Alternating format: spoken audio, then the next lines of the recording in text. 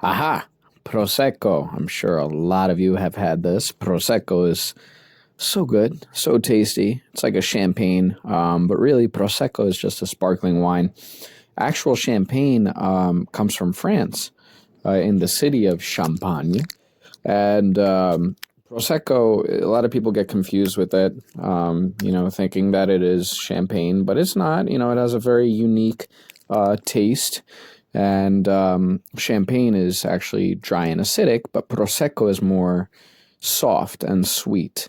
And it's used with the Glera grape, and you can also use additional grapes, different types of grapes from different areas, and so on. But at least by law, it must have 85% of the Glera grapes.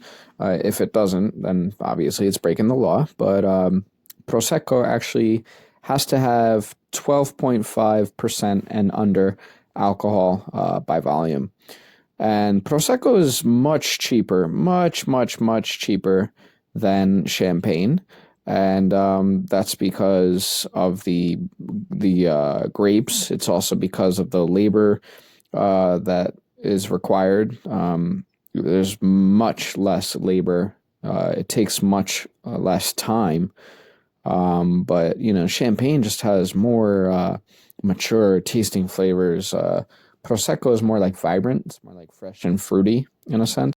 And there are several upon several upon several different recipes and different things that you could do with Prosecco. Really, the drinks are limitless.